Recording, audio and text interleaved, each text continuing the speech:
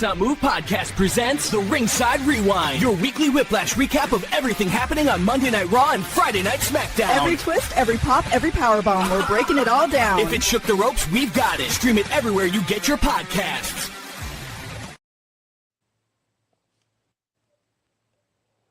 Yo, it's your boy Joe. Hey everybody, it's Robert with the Not Move Podcast. You know, this is the episode of Ringside Rewind. We got a very special guest, so y'all listen up. We got the man, the myth, the legend, Joy Boy in the house.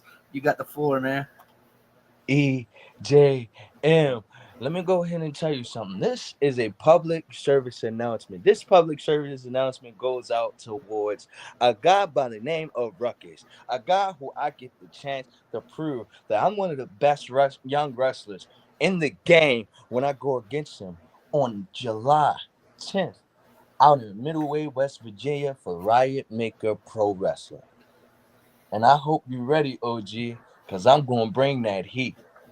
Best believe. Okay, and man, I've heard the guy that you're facing, he's fought guys like Kevin Owens, Sami Zayn. Yeah. Where does this, once you beat him, because it's just a moment of time, where does this put you in the pedestal? If I beat him, when I beat him, you know, I get somewhere, I'll be somewhere above. I'll be in the hierarchy of where I'm at in the independent scene, but I won't be that high up, to be honest. So I know you've had matches. I know you tagged with Matt Riddler. Could you tell us a little bit about that? Oh, that was Matt Riddle. That was great. It was like a lot of enlightenment and all that stuff. Like he taught me some stuff. Like before the match, I interacted with him times before, like a couple months before. Like he was giving me advice about how to like do a character and all that. And now we fast forward later, the dude James Ellsworth, who I wrestled for, put me the owner of ACW, James Ellsworth. Let me rephrase that. Who I wrestled for, put me in a match. She gave me an opportunity to be able to tag with Matt Riddle and also go against other guys that was also in that match, like Dan Stofko, Sean LaBelle, and Austin Kingsley. Austin Kingsley, I don't know him, but he was Trick Williams' manager in TNA when he was doing the TNA run with the TNA belt. He was not his manager, he was his lawyer. Okay.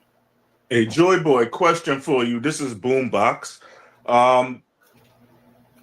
Now I can tell that you were technically trained and everything, and even being in the ring with a guy like Matt Riddle and the people that you just named, that's going to be an entirely different experience than when you're in the ring with Ruckus. Ruckus is the kind of guy where anything could happen in the ring. If he wants to be technical, he can be technical. If he wants to, if he wants to take it into the crowd, he'll take it into the crowd. Literally anything can happen in this match. Are you really prepared for what he's going to bring? Are you ready to bring everything you got in a match against Ruckus?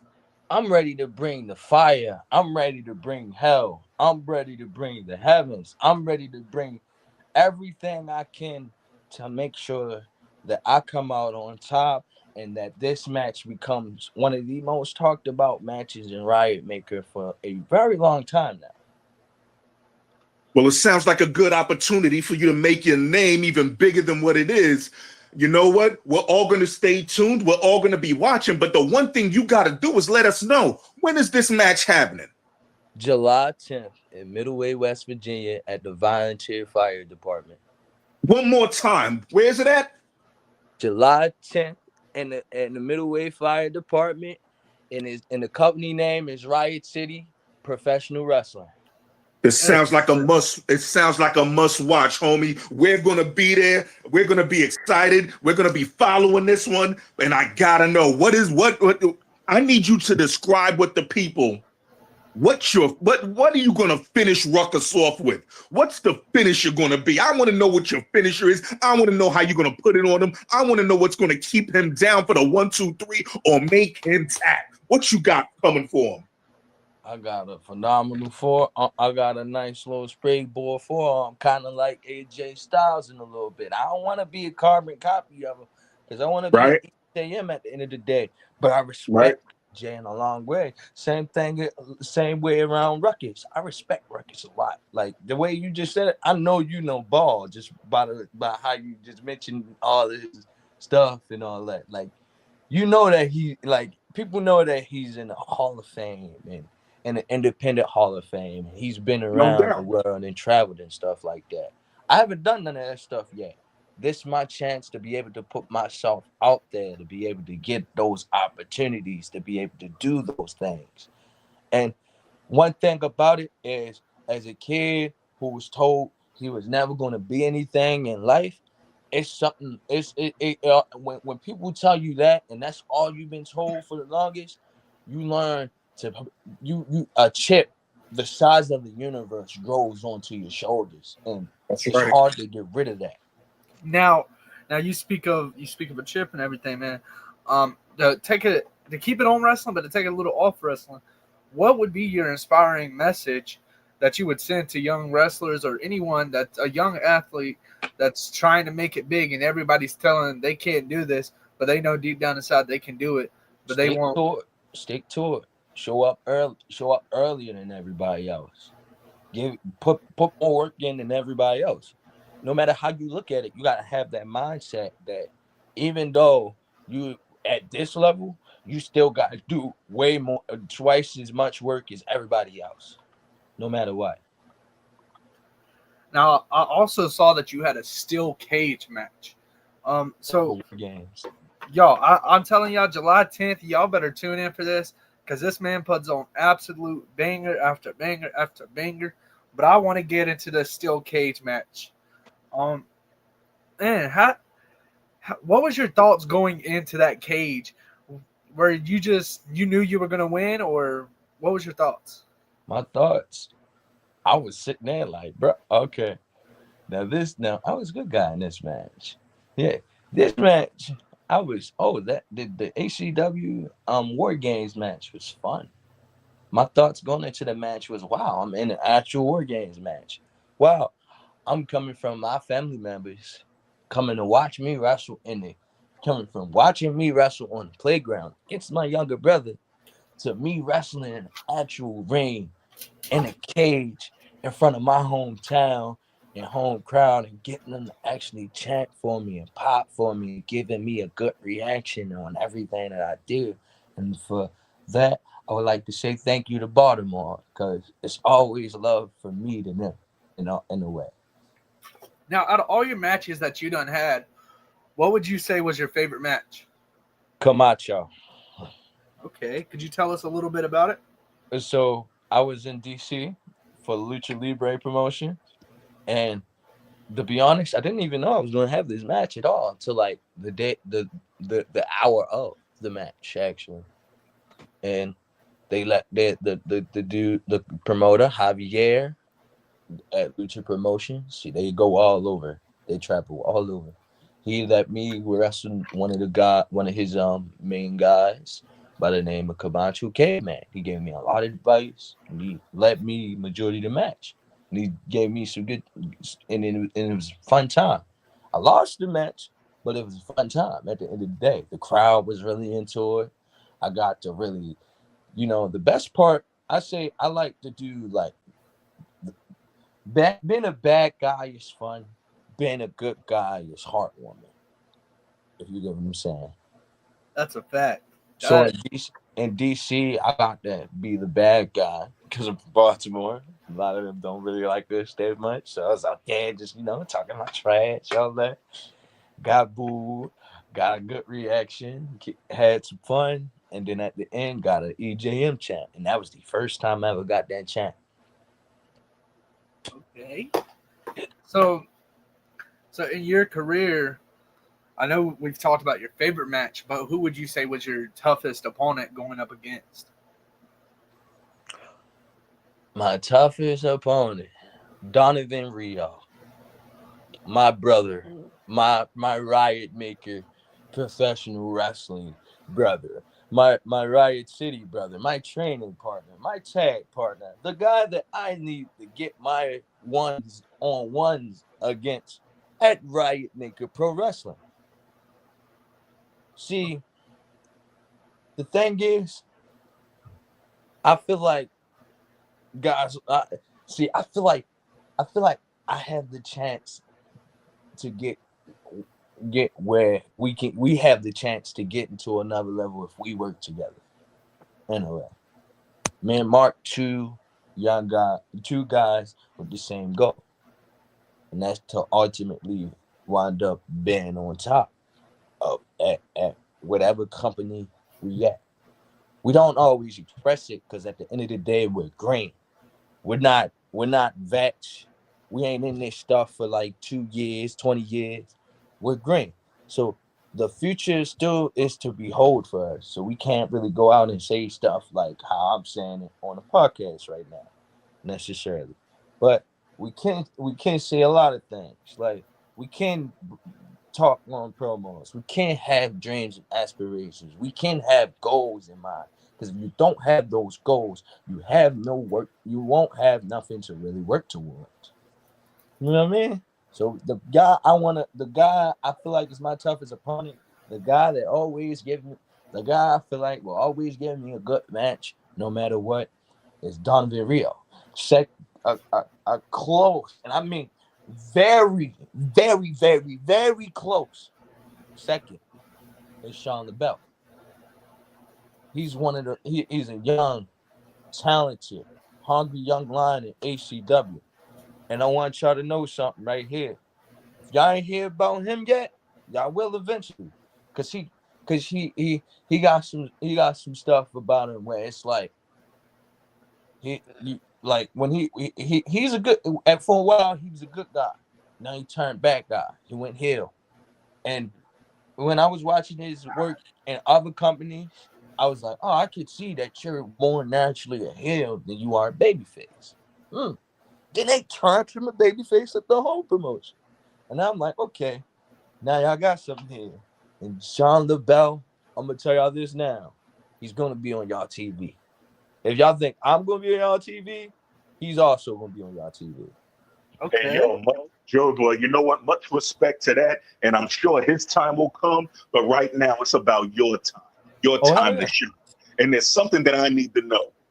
Now, you mentioned earlier that you've actually been trained by somebody that's actually a legend in the sport, somebody who did get that airtime.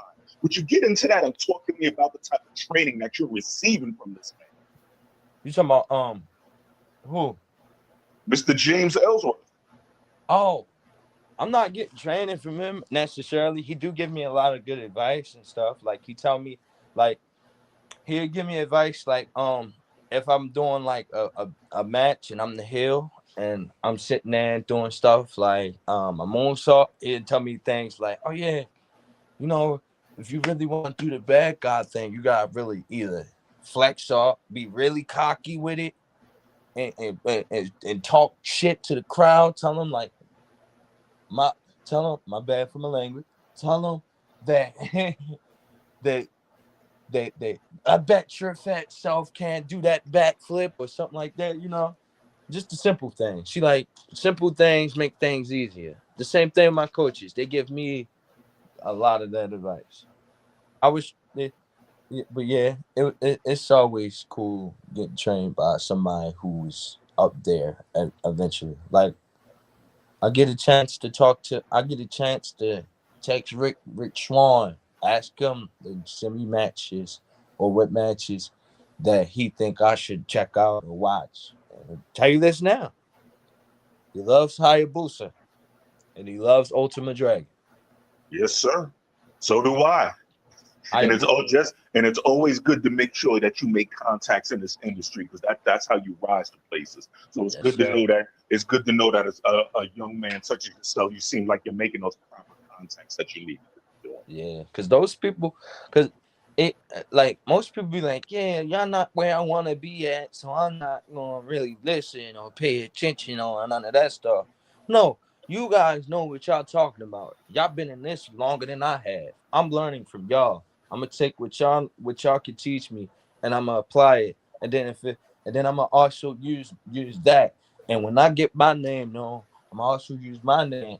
I'm gonna use my name to put their name even higher, even if they want it to be forgotten in a way. I'm gonna help them get their name known.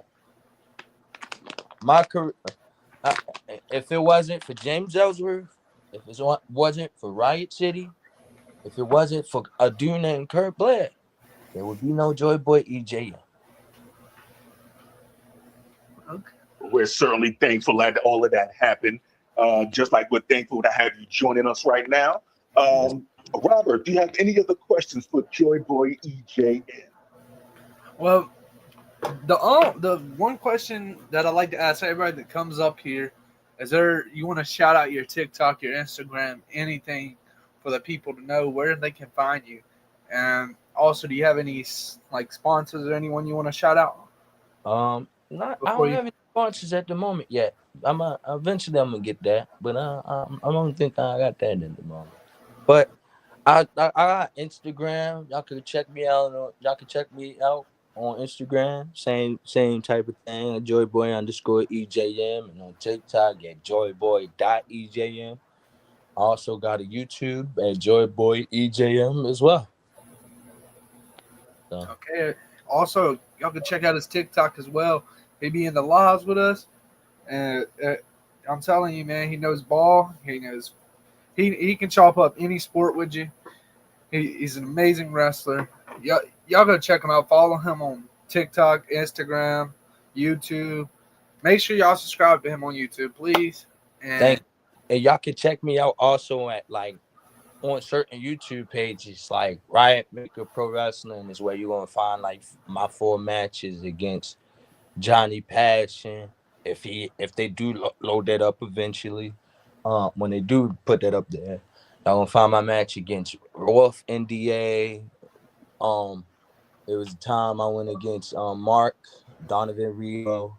It was the time, and then on the HCW stuff, you'll see me tagging with Enzo.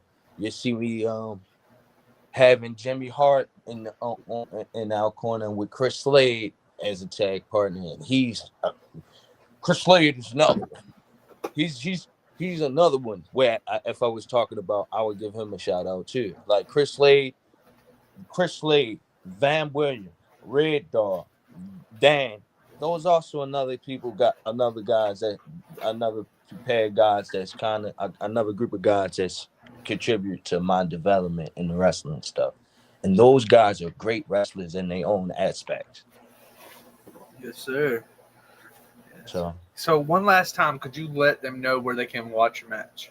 My matches are at ACW, Adrenaline Championship Wrestling.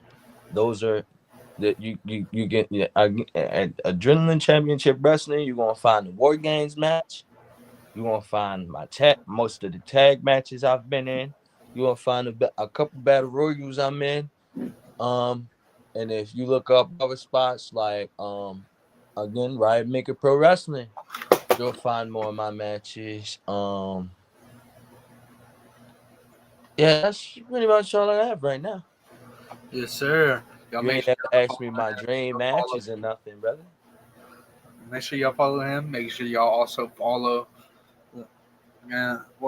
One last time, let him know.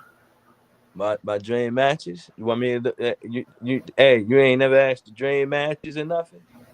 You know what? I want to hear your dream matches. What are your dream matches? Starboy Charlie. Mm-hmm. Carmelo Hayes. Javon Evans. Let me ask you something, Jordan, because you're talking about wrestlers right now that you can have a dream match with. I want to know about your legends, the guys who are no longer wrestling, that you could turn back the clock and have a match against one of those guys that you saw coming up. Who would that guy be? AJ Styles. AJ Styles. Good to hear. AJ Styles. I would pick his freaking brain the whole entire before we even go out there. I'm asking him a bunch of questions. I'll be like a kid in the candy shop. I promise you that.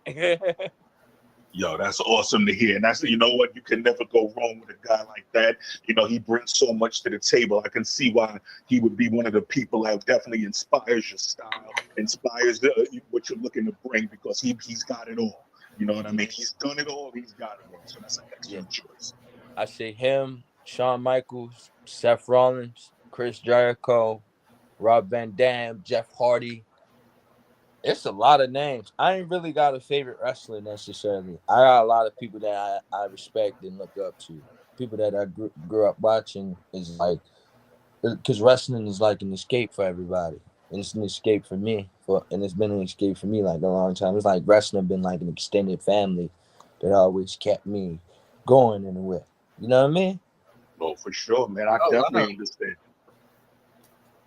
That's exactly what you mean, dog. I watched wrestling growing up, and I love it. I've always loved it. When I was younger, I wanted to be a wrestler. But see, I let people just tell me I can't do it, and I listen to what they said. What stopped you from doing it now? I listen to people. I listen to the haters. Yeah, how old are you though? 20, be 21. You can still do it, bro. I'm 28. Okay. I'm 28 years old. So where would I go if I wanted to start to become a wrestler? Where you live at now? I'm gonna start with that. South Carolina, Myrtle Beach. South Carolina? Oh my goodness. Boy, you got nothing but good wrestling schools around where you at. Don't you got that Booker T wrestling school where you at? Oh, that's a good question. Hold on, let me check. I'm like, y'all got that's one thing. Just Google the wrestling schools. The best thing I can say is don't go to ones where they gonna use you as a punching bag off the rip, because those the ones that always be on BS. Go to the ones where they gonna let you at least fail, mess up, and learn, and not try to take your money. Because there's a lot of wrestling schools that be on that type of timing. And yeah, the number one thing you would learn when you join the wrestling business is that this stuff is cutthroat. I haven't experienced none of that stuff yet. I experienced probably a tad bit here and there, but it is cutthroat. It takes one mistake to rub somebody the wrong way. It 100% is, and I can actually verify that. It absolutely is. But the key thing is just to navigate within yourself. As long as you can manage yourself and not get too wrapped up into other things happening around you, you'll be all right. You'll be all right. I'm gonna take your advice, and maybe I'll get good at it, right? Hopefully I'll get great at it, and then one day in the future we can face each other down the road. You talking about maybe you get good at it? No, you will get good at it. All you gotta do is just focused on it. You got 90% of success in wrestling, and especially in the independent scene, is showing up. Because 90% of the guys who are in the independent scene, they show up when they need it. They don't show up when it's early. When everybody else that's in the main event card is on their way or getting ready, sitting home, getting dressed, you gotta be the first one there. Like I'm always I don't want to say it like first one there, last one leave type deal. Those the type people, and I take notes from people I watch, like Triple H, again, Cody Rhodes, John Cena, all those people where you hear representation of how they got to the top was they the first person there and the last one to leave. You gotta be that guy. Facts. Well, that's definitely good to hear. And, before we move on with the show, one last time, we need to let the people know exactly where to find you on TikTok. I believe you said it was Joyboy at EJM, Joyboy EJM on TikTok. And where else can they find you? On Instagram, YouTube, it's the same thing. YouTube is the same exact thing. I just don't have no underscore on it. And no worries. Huh?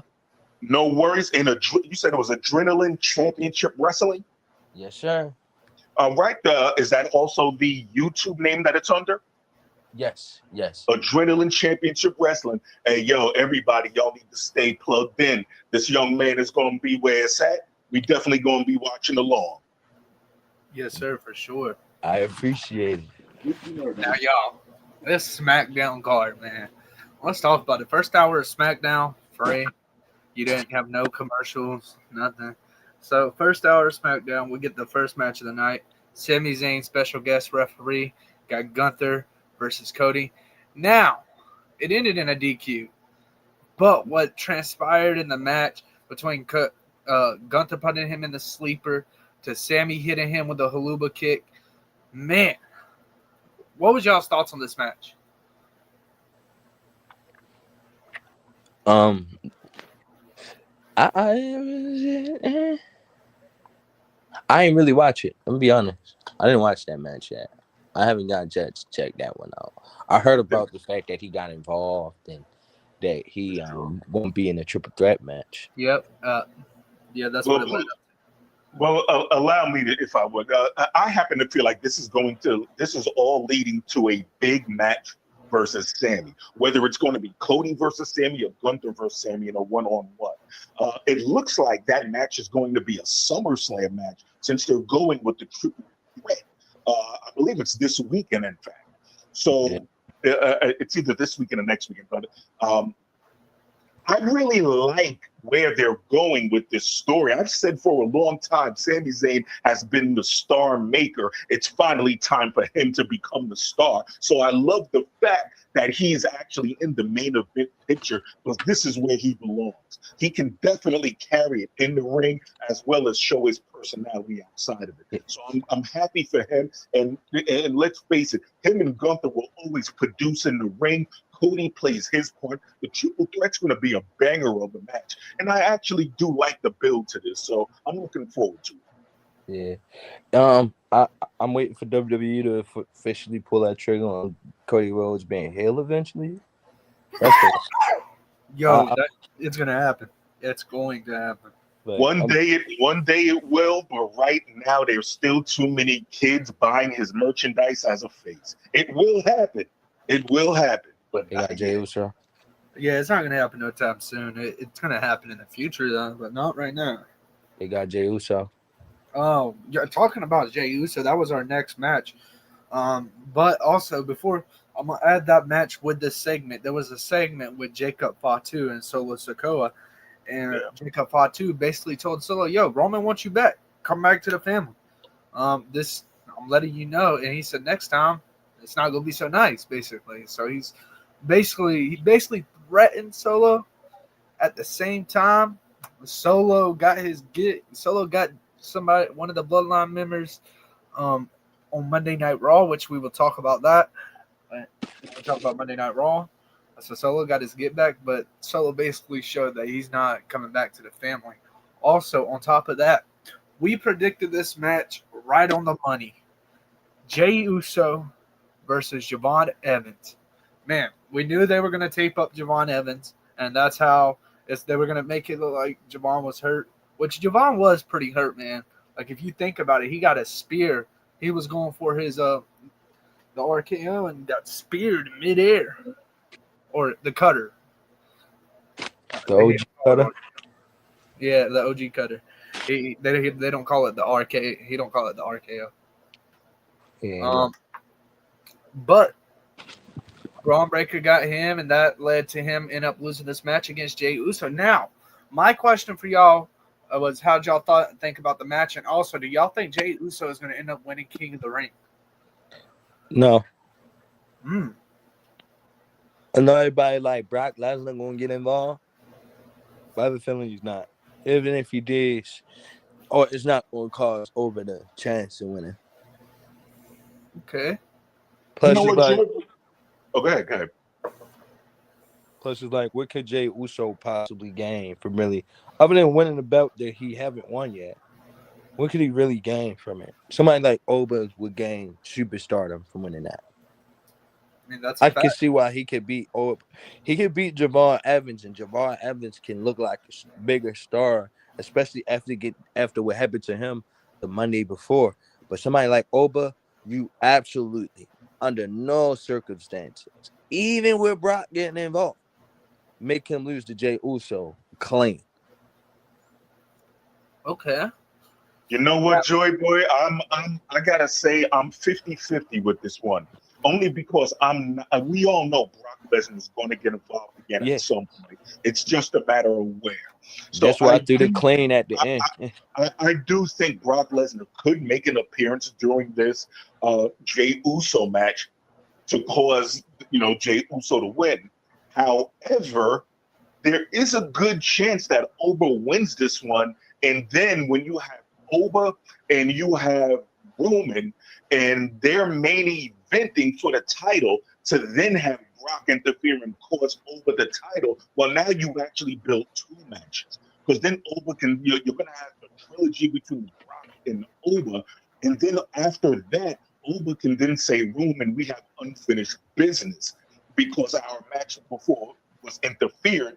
We have to solve this, So it's a way of setting up two matches. So I would prefer that we get Brock first. I would prefer that Brock interferes should Oba beat Jey, and then Brock interferes in the actual World Championship match. I would much prefer that. So I actually got two opinions on this. I got my biased opinion, and I got my actual opinion. Because I got to be biased because Jey Uso, one of my favorite wrestlers in this gen. And when it comes to New Day wrestlers, when it comes to the new one, we go back, it's The Rock. But when it comes to Jey Uso, with my bias in it, I'm gonna say Jey Uso is going to somehow pull off this win. I don't know how. Brock Lesnar might interfere, something. Jacob Fatu might interfere. I don't know. I think somebody's going to help Jey get this win. Now, my non-biased, Oba's going to win this within 5 minutes. He said he's going to squash him.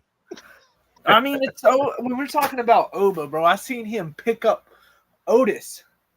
He picked up Otis and slung him across the ring. We're talking about a guy that weighs around 350 pounds, picking him up like he's nothing and slinging him across the ring. Yeah, he get burned.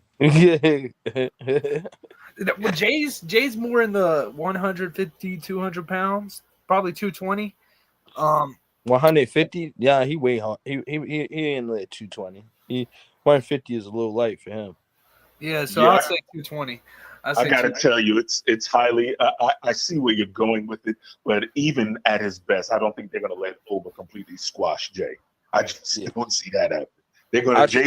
Jay's going to get his skills in. I see Jey Uso. I see Oba getting close to winning.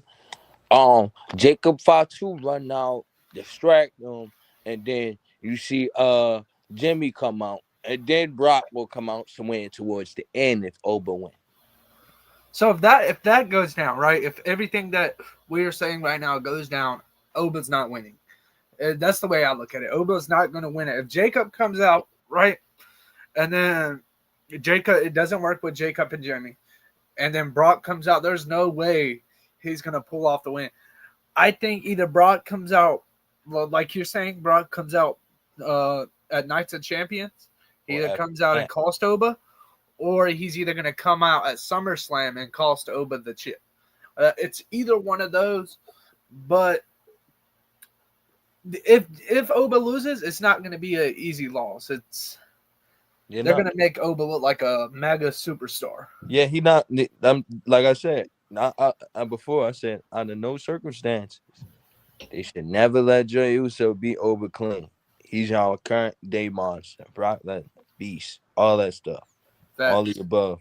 You don't let him. You don't lose. You don't kill his momentum by having him lose to Jey Uso. No offense to Jey Uso, he's a vet. He's been winning titles since I was in diapers, like he told Braun Breaker, But again, he is under no circumstances he should be Oba Femi clean. Facts. Same thing. It's like with Dom. Win. The ref's probably going to end up getting. That's how I see it. The ref gets knocked out. The bloodline comes running out. The bloodline can't handle it.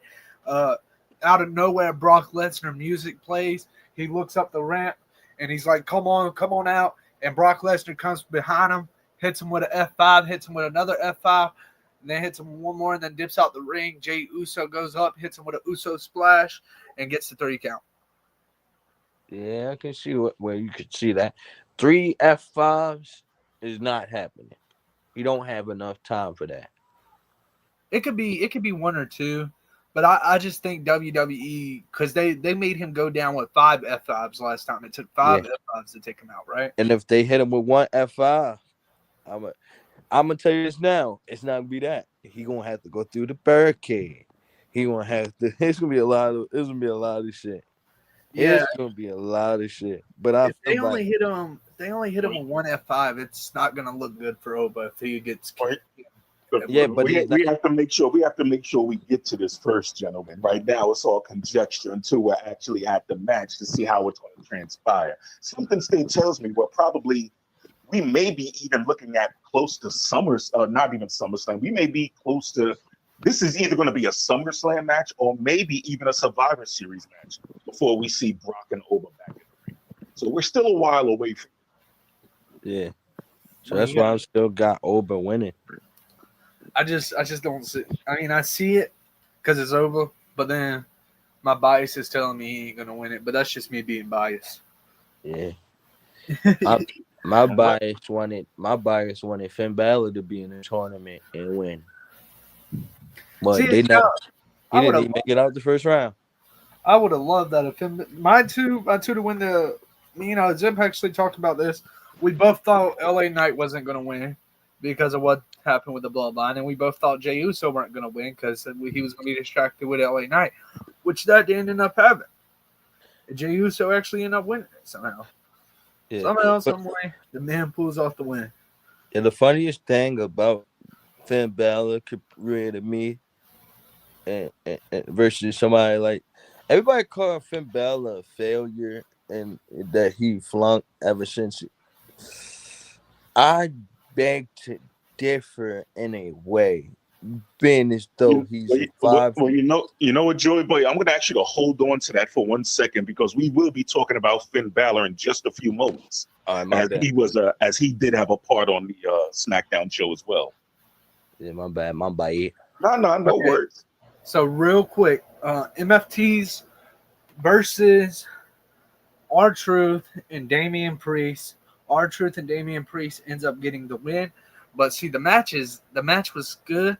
But the thing is, what happened after the match? Solo was told by the MFTs not to come out, not to help. And this is what led me to thinking, okay, Solo might actually join the Bloodline, and Solo proved me wrong Monday. But the MFTs walked away from Solo. They were pissed off at Solo because they told him not to come out. As the match was going on, Tala Tonga and Solo was arguing.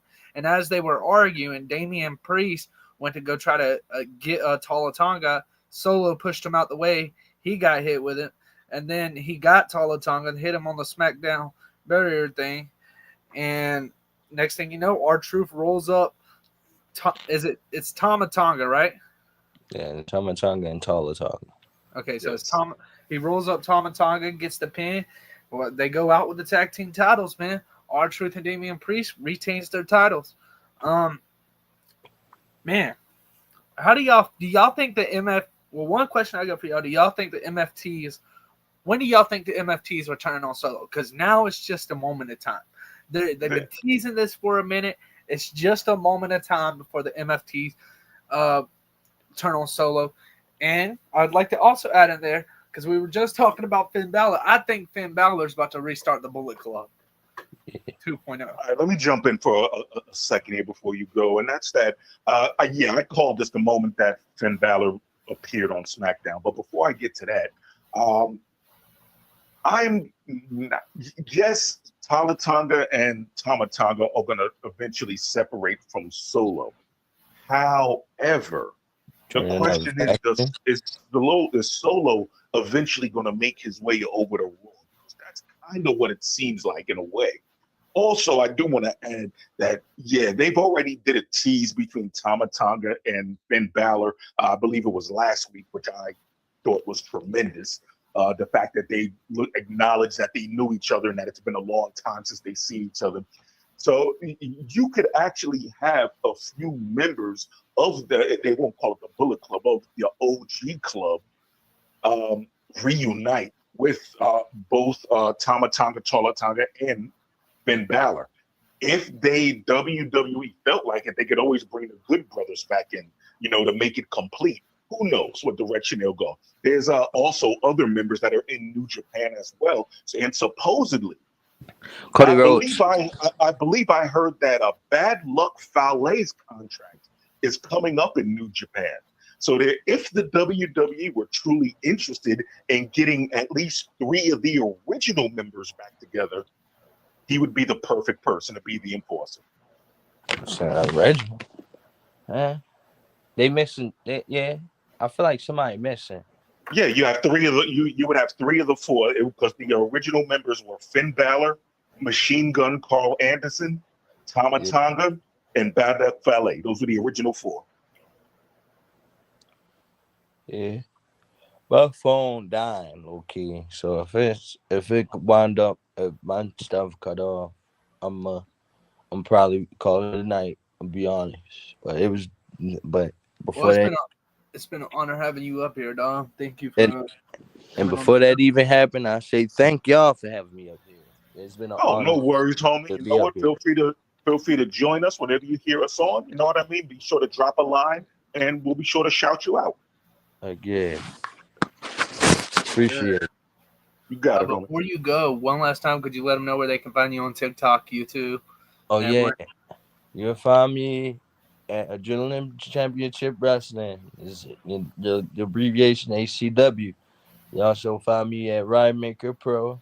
You'll find me on Instagram, TikTok, and YouTube at joyboy_EJM and joyboy.EJM. Yes, sir. Y'all make sure y'all go follow him. Y'all go check out his matches. I'm telling you, 5-star bangers all around. I'm telling you, we're gonna see him all over TV one day. So y'all, if y'all want to say y'all one of the OGs, go ahead, hit him a subscribe. Go ahead, hit him a follow. Y'all can say y'all been here then. Say y'all been there for the journey. So y'all stay tuned for his journey because it's nothing but up from here. I'm telling you, this man's the next up and coming star.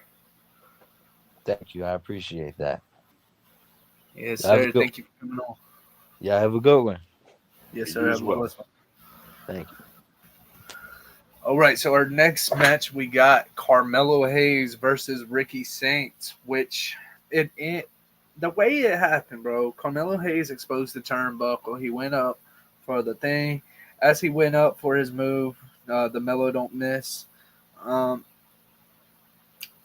Ricky Saints hit him, and his nuts basically hit the turnbuckle and the exposed turnbuckle. And after that, he was able to get a first 48 done, but Ricky Saints ends up kicking him back into that exposed turnbuckle, and Ricky Saints ends up pulling off the win. Shout out to Ricky Saints, which leads to a match between Trick Williams and Ricky Saints at Night of Champions. It's interesting to me that Ricky Saints and Carmelo Anthony are basically the same person in terms of how they were brought to the main roster. There was a bit of hype about both of them, and they were both kind of integrated right into the mid-card title, but I'm really not sure on the long-term plans here. And let's not get it twisted. Ricky Saints, Carmelo Hayes can definitely go in the ring. They are tremendous, between the ropes. What I'm saying is, I need character development out of these guys. As opposed to somebody like Trick. Trick, we know, can go in the ring, but he's all character. He's charisma personified. That's what we thought we were getting with Carmelo, but for some reason it hasn't taken yet. Ricky Saints has this aura of cockiness about him, but the WWE hasn't really drawn into it yet. So I would just like to see them get a bit more character development to get us more interested in who these guys are. Because knowing that they can go is one thing, but being able to actually relate with the character is another. That being said, excellent match between these guys. I like the ending of it. Carmelo Hayes looked like he had it in the bag. The exposed turnbuckle did him in. I thought it was really a really clever way to end this match. Facts. Now, just to touch up on this match quick, because we already talked about this earlier. Javon Evans and Jey Uso, which we all know how it ended. We actually predicted it. we both predicted this, and it's exactly how we predicted it. Javon Evans ended up going to end up wearing tape on him because he was hurt after the Braun Breaker situation, and he lost the match, which Jey Uso hit him with a spear. Although he was hurt, Javon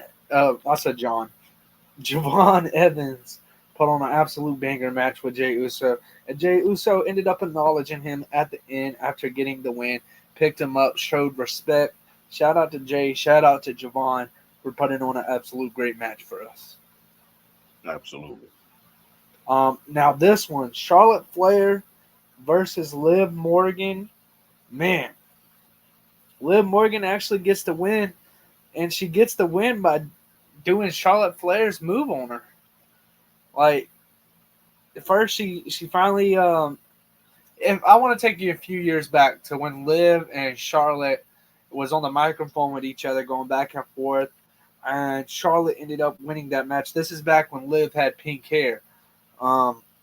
Charlotte won the match, and Liv went over to the intercom and said, Charlotte was right. When I come back, I'm going to be real. Now, fast forward to today, we see this match between Charlotte Flair and Liv Morgan. And Liv Morgan ends up getting the win, making Charlotte Flair tap out. Man, is Liv Morgan going to win this? She very well could. I mean, personally, I think it would be an excellent story if she were to.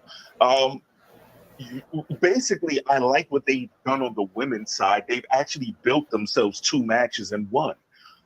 If Io wins, well, she could turn around and say, well, I just beat the world heavyweight champion. Let me fight her again. And turn right back around and fight Liv again. However, she could also say, you know what, Rhea? You've never beaten me. Or I think Rhea actually has 1 victory over. She says, you know what? Doesn't sit with me. We're friends, but I want your title. She could go that way. However, if Liv wins, we've never had a champion actually win the king or queen of the ring to be able to then have a title match in the pocket. That would be interesting to see if they would dare do that with Liv and have Liv challenge Rhea for her title as the champion. That would be very interesting. Now, yeah, I definitely agree with you on that. One last thing on SmackDown, and then we're going to cut to commercial break before we hit on Monday Night Raw. Finn Balor, this is just a backstage segment with R-Truth, Finn Balor, and Damian Priest. Basically, R-Truth is inviting Finn Balor to come hang out with him. Damian Priest shows up out of nowhere. He goes, what's up, Chico? And Damian Priest goes, Chico. And he's like, yeah, I don't go to places with people I don't trust. R-Truth's like, it can't be you. You just got here. Why don't you trust me? R-Truth is hilarious, man. R-Truth is great. R-Truth is awesome, man. It'd be absolutely awesome. Like I said, he gets wrestling on a different level than most people, and his comedic timing is perfect. Now, speaking of R-Truth, I know this ain't wrestling, but this, I said I was going to mention this every week after this. So, I'm going to mention this before I cut it to commercial break. R-Truth actually has some upcoming things coming up for y'all to go meet him in person. He's going on tour with his music. Y'all get to go hear R-Truth. Y'all get to meet him in person for $80 is VIP. The most VIP cost is $90. He'll be in Dallas, Texas, which that will be August 15th. He'll be in where is it? Hold on, y'all. I gotta figure out what the name. Denver, Colorado, which that will be July 26th at 6 p.m. And then he'll also be in Mesa, Arizona. And that will be from 6 p.m. to 10 p.m. July 5th. Y'all stay tuned for that. And if y'all want to go, man, you can get VIP for cheap. Also, just a regular entry fee is like $30. Which, if it was me, I would just get the VIP because you get to meet R-Truth for $80, man. And that's a steal if you ask me. And it also sounds like a heck of a good time.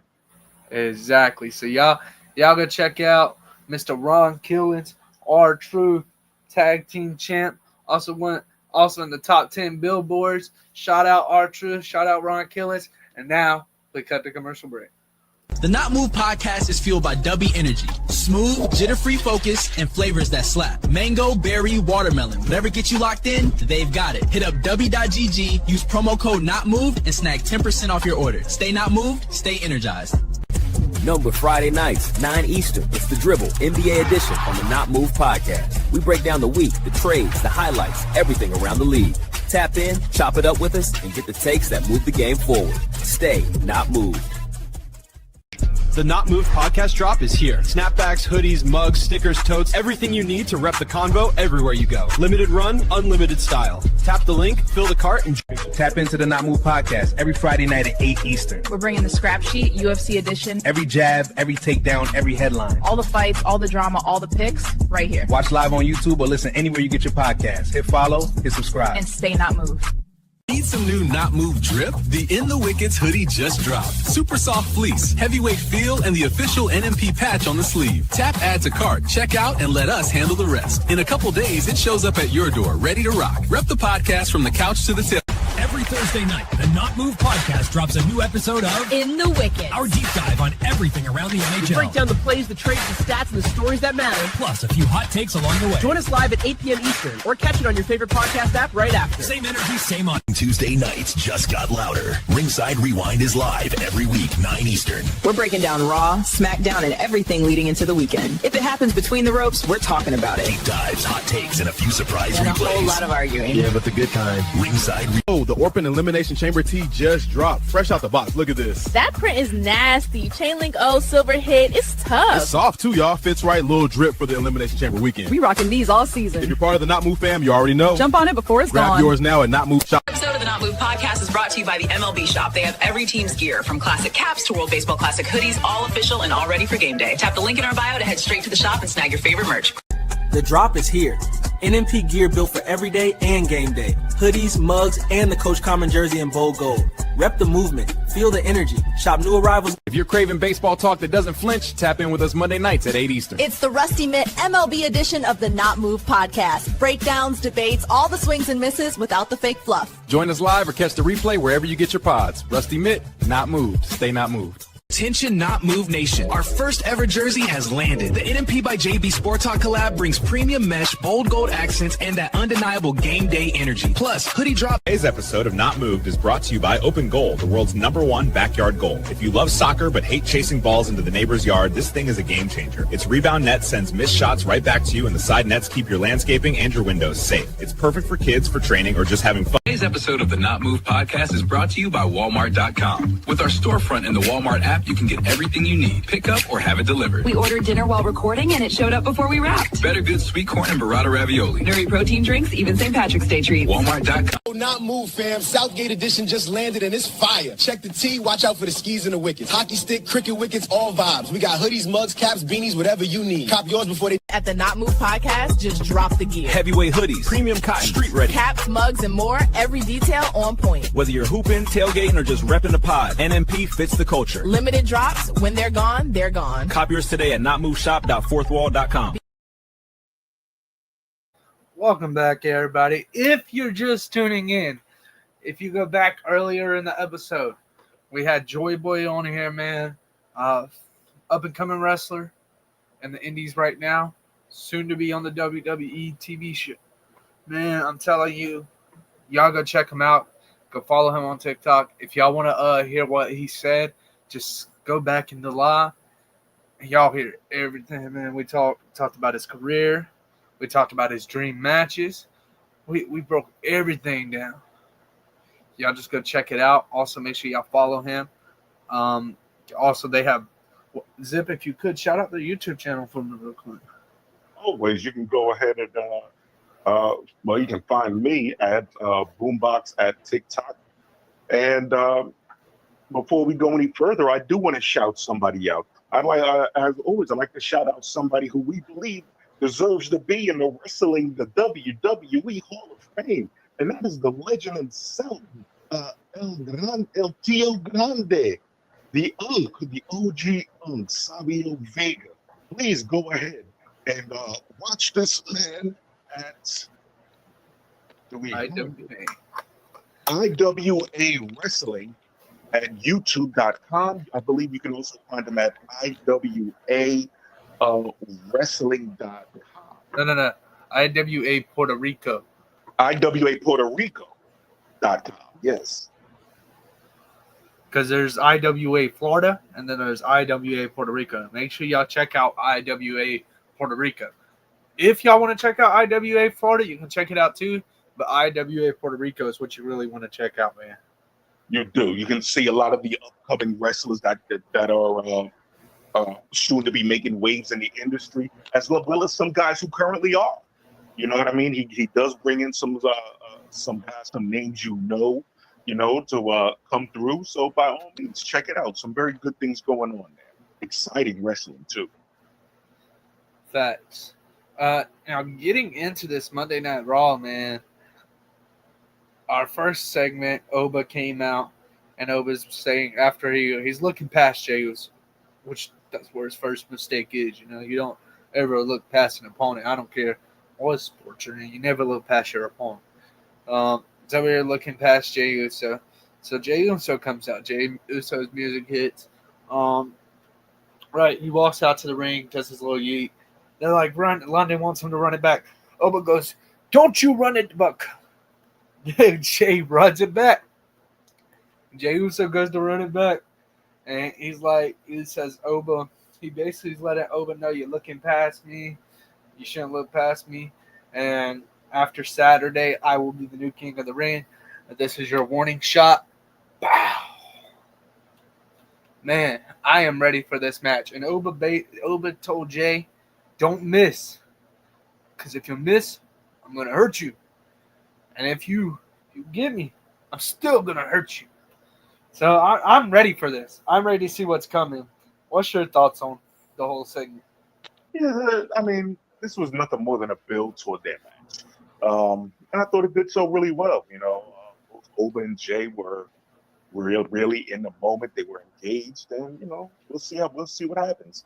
I actually will add this. Normally, Oba comes off as the more intense and believable person, but I gotta say, I'm gonna give a nod to Jey on this one. I thought Jey in his promo came off as just a bit more passionate. So, props to Jey on this one. I mean, don't get me wrong, Oba was himself, and he's good. Oba's really good on the mic. I just like the way Jey presented on this one. I think he really came off as if he really has a legit chance to win this. Yeah, I think they're finally letting Jey be Jey. They're not making him do all the yeet and stuff. I mean, like last Monday Night Raw where he said he was going to send Oba back to Nigeria, and he told the young OG that he's the original gangster and everything. That was a Jey Uso promo. That was the Jey Uso that I fucking loved watching when it came to wrestling. Not the yeet after every sentence. That Jey Uso that we've been seeing lately, this is the Jey Uso in his element. But our next match was the thing, bro. But before the match, we had a backstage segment, which we're going to talk about this match as well. With LA Knight and then Jimmy Uso came, and they got into a heated discussion. And Adam Pearce was like, you know what? Tonight it's going to be LA Knight versus Jimmy Uso. LA Knight goes, I got a better idea. It's going to be LA Knight versus Jimmy Uso. And they're like, he just said that. Jimmy's like, he just said that. Man. So later that night, we had LA Knight versus Jimmy Uso, which we can go ahead and talked about that one real quick. Solo Sikoa came. This is what I meant. Solo Sikoa came out, and Jimmy thought he was going to help at first, but then Solo gave Jimmy a Samoan spike, and LA Knight went over there, hit him with the BFT, got the 3 count, and got the win. LA Knight was just as confused. LA Knight was confused, like, why is Solo helping me? Well, I do got to say, if the bloodline is going to continually grow, you're going to need somebody to go up against them. So it looks to me like there's going to be some sort of union between LA Knight, Solo, and we'll see who else joins them. This could get interesting. This could get very interesting. there's still a few pieces to be played on this storyline. So I like where it's going so far. Facts. Our next match, we had Bree and Paige versus Lyra and Bailey, which Lyra ended up getting pinned. But see, the big thing that happened about this match was after the match, Bailey picks Lyra up, slaps her and everything, like, yeah, we're still the best and everything. And Lyra turns heel, man. Lyra is now a heel. It's official. She turns on Bailey. Bro, talk about a way to turn. She was going off on Bailey, man. Like, the refs couldn't stop her. Nobody could stop her. Lyra, and then backstage, Jackie was like, why'd you do this? She said, not now, Jackie. And kept walking. Yo, is this the moment we've been waiting for Lyra? We'll see. It's certainly an opportunity for her. I just don't. I'm still stuck in the same thing with her. I don't know about how she's going to be presented. Yes, we know that she just turned heel. It's an opportunity to revamp her character a bit. Bailey is the great person for her to work with. By the way, Bailey's contract due up soon. Will she stay or will she go? Meanwhile, I just want to say that this would be a momentous, a huge opportunity for Lyra to take advantage of and become a breakout person. You know what I mean? Like, she's worked with Bailey. She knows what she has in terms of being a star on that level. She just has to be able to capitalize. So if they build her character, this could definitely be the start of something huge. If they don't take full advantage of it and don't give her a proper storyline, it's just going to fall by the wayside. So, you know, I'm kind of curious to see which I'm very hopeful, but I'm very curious to see which way this goes. Facts. Our next match we had was Ethan Page versus Dragon Lee, how this match ended. Dragon Lee was going for his finisher, but after that, Ethan Page fell down. But it was just a fake, man, because then he gets Dragon Lee with a low blow. And after he gets him with a low blow, Ethan Page took advantage of the low blow and hit him with his finisher. Got the 3 count, man. Ethan Page ended up beating Dragon Lee. But on top of that, Ethan Page got busted up. His face got busted up. I don't know if you saw that, but it was bleeding and whatnot. Yeah, sometimes accidental things kind of happen.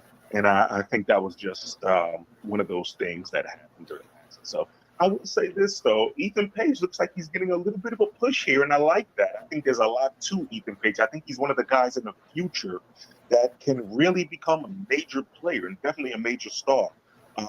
I like him. I like everything about his character. I like his cockiness. I think he's the real deal, and I think he's going to show it. I think if you're an Ethan Page guy, that there's a lot to enjoy when it comes to that.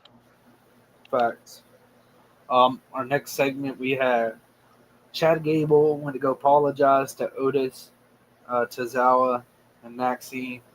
But as Otis was going to accept his apology, Maxine steps in and says, I remember when you were whipping Otis and I had to beg you to stop. I remember when you were beating up on Tosama and I was sitting there on my knees crying, beg you to stop, and you wouldn't stop. You think we forgive you? No. And then she goes to walk out the ring. She said, we're going to leave you just like you left us. Maxine's turning heel. Maxine's joining the Vision. Because Otis didn't look like he wanted to leave Chad Gable. It took her to tell him again, and then he finally left with them. But I think this is where Maxine leaves the group, ends up leaving the group, and Chad Gable comes back. It's not going to be quick. It's going to be a slower turn, but she is totally going to be joining the Vision. We saw evidence of that. I think it was last week when she was backstage talking to Austin Theory. But I think what we're likely going to see is eventually Otis and Tozawa will come around and make amends with Chad Gable, and Maxine is just not going to have it. Next thing you know, expect the Vision to attack and her to walk off the Vision or something like that. But yeah, this story's going to drag out a bit longer, and I'm happy for my part. Agree. You know, I like the fact that they just want like, yeah, fine, everything is cool now. You know what? This guy put you through it. Put him through it for a little while. I like that. So our next segment, we had Liv Morgan and Io Sky. Basically, it was just basically a face-off right before the big match. And in the face-off, Io Sky basically says, "How are you gonna be the queen of the ring when the crown ain't gonna fit on that big head?" Then she starts talking Japanese, which I love when Io goes into the talking the Japanese, even though I don't understand what she's saying, because I ain't gonna lie, I don't know what she's saying, but it sounds so fire, dog. I don't know what it is. I was gonna say, yeah, brother, I'm with you on that. I have no idea what she's saying, but I know a crash out when I hear it. Yeah, she was crashing out for sure. And this is what leads me to thinking Liv Morgan's going to end up winning it. If you look at it, Io got the advantage tonight. Unless they do another segment on SmackDown, usually the person that gets the advantage in the match loses the match. You never know, man. Like I said, this match has a lot of possibilities to it. This is one of the matches I'm looking forward to the most, to see exactly what's going to be done. So I'm definitely excited about this. So we had ourselves a little Danhausen segment. And in the segment, JD McDonough and Dominic Mysterio was trying to get their money back. He was trying to get Dom's money back, which was $100K. And they were like, yo, give me the money back before something bad happens to you. He said, something bad happens to me? Guess what? You are cursed. And Dominic Mysterio moved out the way, and they got JD McDonough. I liked how Dominic Mysterio, when he did the pointing, Dominic Mysterio did the pointing with him, pointing at JD McDonough. And he was like, oh, you're uncursable. You're uncursable. Then JD McDonough gets shocked, which leads to another segment. JD McDonough versus Chad Gable is going to end up happening next week. They need to get JD McDonough to the doctor. That's all I've seen, bro. JD McDonough need to get to the doctor. I like what they did during this. I think they played it off well, not just during this segment, but at a later segment with just the Judgment Day, still with JD looking kind of out of it. I've said this before, JD McDonough is one of those talents that doesn't necessarily get the shine as everybody else, but he plays his part so damn good, and he's excellent in the ring. So I thought JD really shined here. You know what I mean? I think he was the star of both segments, actually. I agree. Now, our main event, we had the Street Profits versus the Vision. But now there was a lot of, with this match, I knew someone was losing their tag titles, and I knew they didn't lose it, so the Street Profits were winning the tag title. However, I did not see it going how I said. And what's funny is Friday, it was actually Saturday. I was like, man, I haven't seen Joe Henry in a minute. Yeah, we're definitely going to talk about that Tuesday. Joe Henry's been off TV, and Joe Henry hasn't been here. I just kept saying his name. Next thing I know, Monday comes around. I'm over here watching Raw. We're at the main event. Here comes Joe Henry. Say his name, and he appears. Bro, when Joe Henry came out, I was like, holy shit, bro. I said his name, and now he's appeared. Oh, man. And Joe Henry chased Logan Paul out, which the brass knuckles was still left there for Austin Theory. Austin Theory went to go put on the brass knuckles. Seth Rollins' music came out. Seth Rollins came from the stands, took the brass knuckles. Braun Breaker was too focused on Seth Rollins. He went to go chase Seth Rollins. Montez Ford. Talk about Montez Ford, bro. He's an absolute beast. But Montez Ford ends up picking up the win. And the Street Profits are your new tag team champs. Braun Breaker. Yo, I'm just saying, Braun Breaker got back to that ring pretty fast, bro. Climbing those stairs to get it back to the ring, he almost stopped it. Almost, but almost doesn't count. Hey, you know what? I don't mean to cut you up, but I got to stop you right there because I had the same exact thought.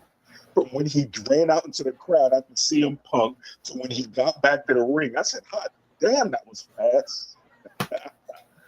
It just wasn't fast enough. That's all it was. Yeah, it was unusually fast at that.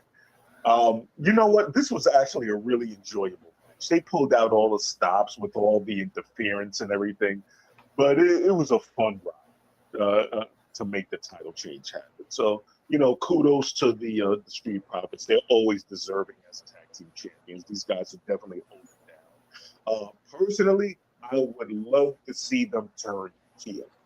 I get it. They're face. People love them. I want them to turn heel. I like them. I think there's something underneath them that these guys can be. I think they're a good face. I think they'd be a great heel. It's just a matter of when. Maybe not yet, but should Bianca come back sometime soon? Just saying. That's a fact. Now, real quick before we get in our final segment, WWE 2K26 giveaway. Y'all just got to show proof that you're subscribed to the Not Move podcast. And that's how you get in the giveaway. All you got to do is hit me, JB, Boombox, anyone in the Not Move podcast up. Show that you're subscribed, and that'll put your name in the giveaway. And then you get a chance to win WWE 2K26, man, for free. It's a pretty sweet deal if you ask me.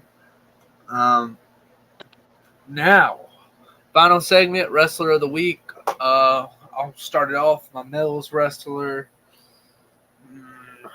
I'm actually going to be biased because he just came on the show. I'm going to go with an Indies this week. Joy Boy. Put him from steel cage matches, from wrestling with Matt Riddler. This man is up and coming. I'm telling y'all, if y'all aren't locked in, tuned in, get tuned in, man. Check him out on TikTok. Check him out everywhere. He also has a match coming up July 10th. That's right. July 10th, y'all. Y'all got to stay tuned for that match. The guy that if I may, please allow me. It's going to be up against the one, the only, the legendary Ruckus. Ruckus is a long-time indie vet, well-respected around the country. The guy has wrestled everywhere. He's wrestled the best there is in wrestling. I'm sure that this match is going to be an absolute bang. Expect a lot of hard hitting out of Ruckus. So if Joy Boy wants to be one of those upcoming guys, hey man, you're going to be thrown right into the frying pan against a guy like Ruckus. If you can pull out this victory, hold your head high. There's not many people who walk away from Ruckus with with a victory. It's a very tough thing to do. So, you got us in your corner. Hopefully you can pull it out. Facts. Y'all make sure y'all stay tuned for that match, bro. I'm telling you, to do it. Also, like Zip said, he's a legend in the independent wrestling, and also he's in the Hall of Fame of independent wrestling. On top of that, he's wrestled guys like Kevin Owens and Sami Zayn. So it's going to be a match that y'all are going to want to watch, man, for sure. Now my female wrestler of the week, Io Sky. And that's because after that promo, man, every time Io starts talking in Japanese, it's so fire, man. It's because it's her crashing out. Even though you don't know what she's saying, bro, it's great. I wish they would let her talk in Japanese more. You know what? They did it a lot when her and Oscar used to feud, because they would just start off in English and then break out into a big Japanese war of words, and it was just awesome to see. Facts. Yeah, with me, normally I do some WWE guys, but I'm going to go out of the WWE for this one. For my male wrestler of the week, I'm going to a guy who has thoroughly entertained me for months now. A guy who I'm glad to have seen hold a title over the past week. And that is somebody with one of the best gimmicks in wrestling right now. And that's Lio Rush. Lio Rush has been crushing it in AEW and ROH, Ring of Honor. And he just recently became the Ring of Honor TV champion. Salute to Lio Rush. It is well earned. You all definitely got one of the best gimmicks going. some of the moves you do is just incredible, man. You truly are living up this gimmick, and you have taken a lot of us on this ride with you, and it's completely enjoyable. So, looking to see more. The reign has begun. For my female wrestler of the week is somebody who just had one of the biggest upsets of the year. Athena has been on an absolute tear in wrestling. And she has been even my wrestler of the week about a week or two ago. She was upset this past weekend by Maya World in AEW's Owen Hart tournament. And Maya World has, over the past month or so, really come into her own. I know she's coming through a hardship of losing a family member, but she really has pulled out her A game in the ring, and I'm hoping to see more of it. I'm hoping to see it grow. I believe she's now in the finals versus Mercedes Monet. Some of you know her as Sasha Banks, and who knows? Can Maya World shock the world? She's shocked it so far. I'd like to see how far she can go. Those are my two wrestlers of the week. She is now a CEO. She used to be the boss. Now she's the CEO. Yes, indeed.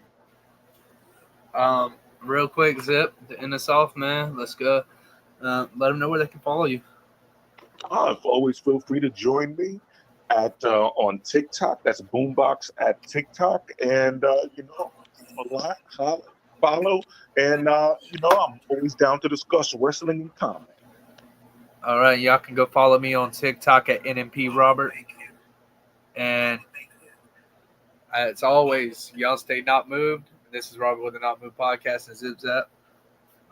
Y'all stay tuned for next Tuesday, man. Yes, sir. Robert, always a pleasure.